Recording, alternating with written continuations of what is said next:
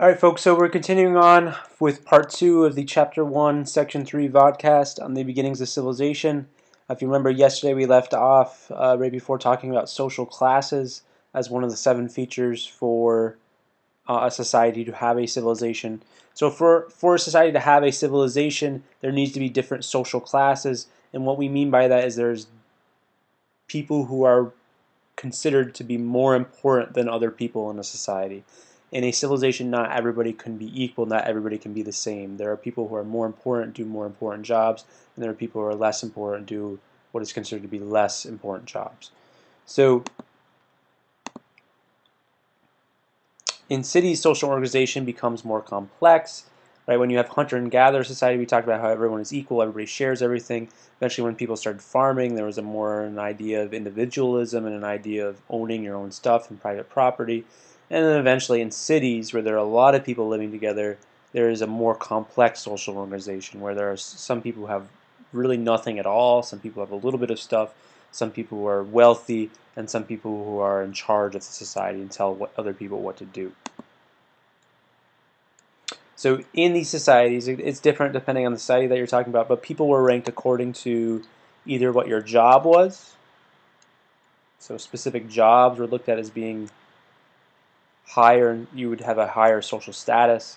So for example, in our society, we think of doctors, for example.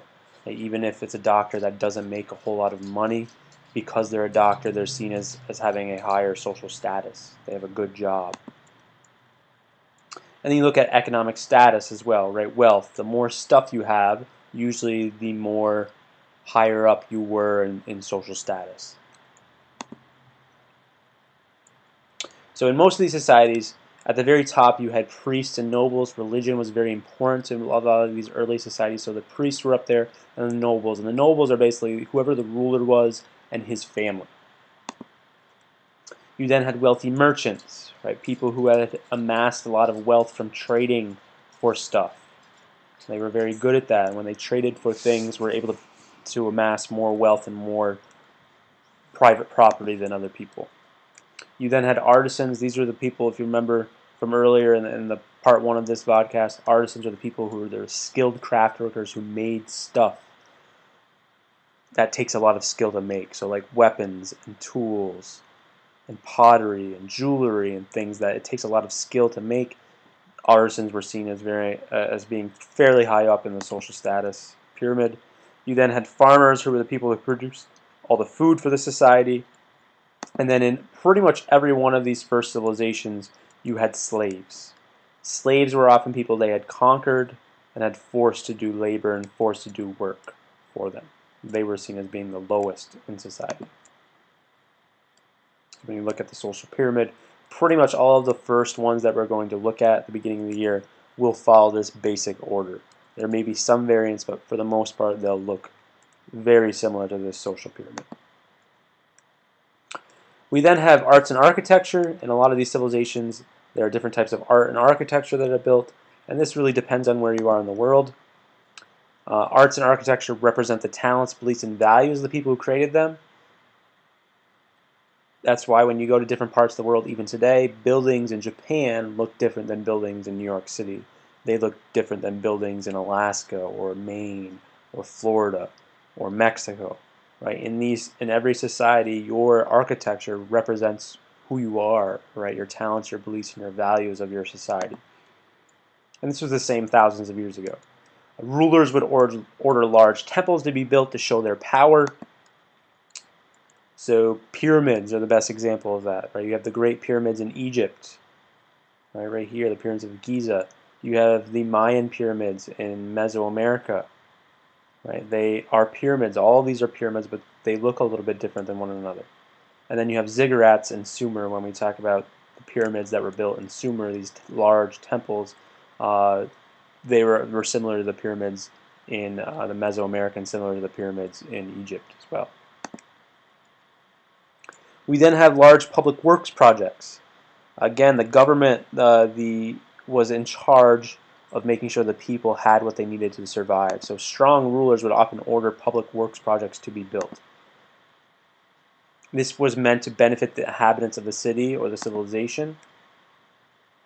So things like irrigation systems. When we talk about Rome later in the year, Rome is very famous for building these things called aqueducts, which carried water from the countryside to the cities so that people in the cities would actually have running water. The very earliest civilizations would have built irrigation systems to take water from the rivers to the fields for the farmers. You have roads and bridges. Eventually, roads and bridges are started to be built, which connects cities with other cities, which becomes important, especially when we start talking about larger civilizations. Defensive walls. Cities had to make sure they could protect their people and protect their resources. So they would eventually build walls around their cities to keep invaders out, people out who would want to take their things and take their resources. Right, and then the last feature of civilization is writing, and like I said, not all civilizations developed writing very early on, but many of the civilizations that we are going to talk about at the beginning of the year did develop a form of written language. So, like I said, some, not all ancient civilizations developed writing. They were established in different places at different times. Some civilizations started writing thousands of years before other civilizations started writing. The first types of writing were these things called pictographs, and pictographs are basically simple drawings that look like the objects they're supposed to represent. So some examples of pictographs here, right? Just by looking at these pictographs, for the most part, you can tell what they are supposed to represent. So number 19 would be a goat or a sheep. Number 29 would be an owl. Number 33 would be some type of deer or antelope. Number 34 would be some type of bear. Right? These pictographs were used and were made to look like the things that they were supposed to represent. Which is different than the type of written language we have today, obviously. There are more complex writings use symbols to represent words or syllables, so more like our writing. Eventually, writing changed and went from being just pictographs, things that were supposed to look like the things they represent, and turn into things like letters that would be used to put together to form words, and those words would be put together to form sentences like our language works. So some uses of writing. Why writing is really important. It's used to record information. So anytime you trade something, for example, you would use writing to record that information down so you had a record of that. Governments would charge taxes for people, so they would have to record all that information. So it was a great way. Writing was really the only way that large, complex civilizations were able to keep track of the things that went on in their society. They were used to tell stories, so not only could you just tell stories orally, you could now write down the stories of your society, and this would last forever. Right? Oral stories would be passed down from generation to generation, but at times they would get changed or lost. Once the stories were able to be written down, they would never be lost. They would always be there. So that's why we, in the next chapter, we're going to talk about something called the Epic of Gilgamesh, which is a 4,000-year-old story. We know it, and we can actually go and read it because it was written down 4,000 years ago. And then lastly, especially for leaders, for the leaders of these civilizations, it was a way for them to describe their achievements, the battles that they won, the things, the large public works projects that they built, the large temples that they built. Writing was able to keep them a part of history forever.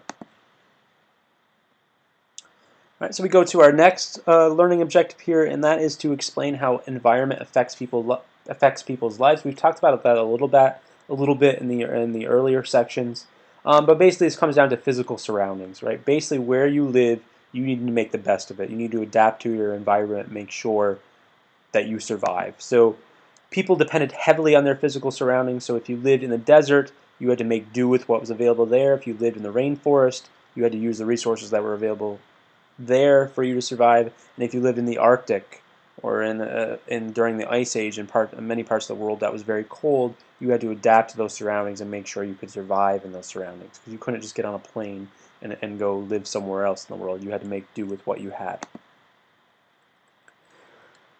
People needed rain and fertile soil for crops. So for civilization to develop, you needed to have a place where there was a decent amount of rain. You needed to have fertile soil, and if you had those two things, you were able to produce a lot of food. You were able to produce a lot of crops like wheat, rice, or different things like that, depending on where you were in the world.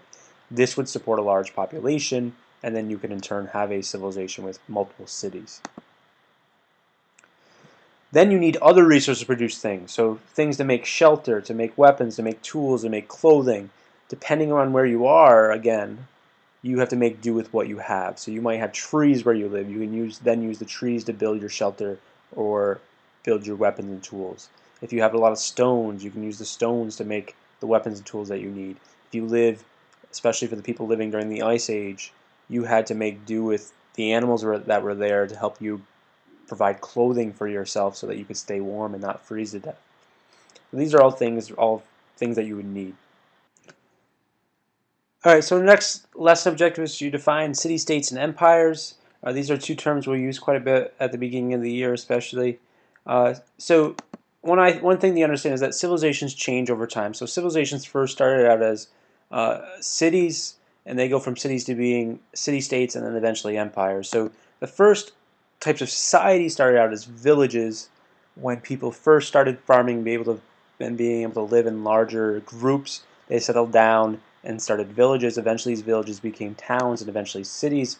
Once cities were developed, that's when we see the first types of civilizations developing. Eventually these cities conquered other cities or took over other cities, and or before they took over other cities, I'm sorry, you had city-states where you had a very large, powerful city who had a lot of land surrounding the city that they also controlled. Eventually, these city-states started conquering other city-states, and you eventually have these things called empires that we're going to talk about. And we'll use the term empire quite a bit this year. Throughout world history, there have been dozens and dozens of large empires that were built and created, eventually lost, and so on throughout world history. So we have villages, cities, city-states, and then empires. City-states. A city-state, the definition for you guys need to know is that it's a political unit that includes a city and its surrounding land and villages. So it's pretty easy idea to understand. You have a city, and then you have some land around it. Some of these could be very large areas of land around it, some of it very small areas of land around it. But it was the surrounding land and villages which were controlled by the large city. So if Plattsburgh were a city-state, Plattsburgh would be the city, and then the area around Plattsburgh. So like Beekmantown, Chazy, Peru, West Chazy, Altona, right? These areas that are around Plattsburgh would be considered the land and the villages that were around the larger city. This land was controlled by the ruler and the nobles of the city, so they not only controlled the city, but they controlled all of the land around the city. The best example of city-states, and when we talk about Greece later in the year, there were dozens of city-states that made up the area of Greece, or the country of Greece. So we'll look at those later on, but they were all controlled by a large city. There was a fairly large city with land that surrounded it, and they each had their own leader or had their own government. We then get to empires. So city-states eventually often battle one another for power and land. If you were a leader, you wanted to be in control of more than one city-state. If you were in control of more than one city-state, you were more rich and wealthy and powerful than somebody who was just in control of one city-state. So eventually they go to war. Some city-states win these wars. So once city-states began conquering other city-states, these first empires were established. So once there was more than one city-state, you had an empire. Some of these empires become very big. Now, the definition that you guys need to know about empire is it is a group of states or territories controlled by one ruler. These can be fairly small at first, but they can, again, like I said, eventually become these really, really large city-states, or these really, really large empires. I'm sorry. So one of the best examples is the Roman Empire. Later in the year, we're going to talk about the Roman Empire. It was basically most of the known world at that time was controlled by one city, the city of Rome in Italy. All right, we'll talk about them later in the year. And our last thing to look at today is cultural diffusion. Cultural diffusion is probably the most important term that you're going to learn about all year. So the definition of cultural diffusion looks like I got read it out there a little bit, right? But the definition of cultural diffusion is that is the spread of ideas, customs, and technologies from one people to another. So we'll talk about how that happens. But there's basically three main ways that cultural diffusion has occurred throughout human history. So cultural diffusion occurs through, like I said, three different ways. You have migration, so when people move from one place to another, they bring with them their beliefs and values and ideas and technologies that they've created. They don't leave all of those things that are in their heads behind just because they leave and move to a different place. So the best example of this would be to think if you move to Japan to go to college. Just because you're going to Japan to go to college doesn't mean you leave everything that makes you an American behind. You bring all of those things with you. You bring all of your ideas and technologies and beliefs and values with you. Some of those you pass on to the people you meet in Japan. Also, when you're in Japan, you learn about a lot of the beliefs and values and traditions and technologies that the people you meet in Japan show to you. So migration is a good way that cultural diffusion does occur. Trade is another way that cultural diffusion occurs. Once different parts of the world start trading with other parts of the world, they learn the beliefs and values and different things that the people they trade with. And then lastly, unfortunately throughout world history, one of the most important ways that cultural diffusion occurred throughout the world was through warfare. So people would go to war, people would fight with one another, and they would find out about these other cultures, and cultural diffusion would occur through fighting one another, taking prisoners, taking slaves, watching the weapons and tools and technologies that the other side had. If one side had these weapons that you had never seen before, next time you go to war, you're going to try and make sure you have something that's as good as the weapons that they had. So people were constantly copying and learning from one another through warfare as well. So just to show you how cultural diffusion works here, there was one caveman who at one point invented the wheel. When he invented that wheel, he didn't keep that idea to himself. He might have told a few friends and family members about the wheel and how the wheel works and what it's good for and what it's useful for. Right? So he tells a few people. Those few people do not keep it to themselves. They tell some people that they know or people that they trade with.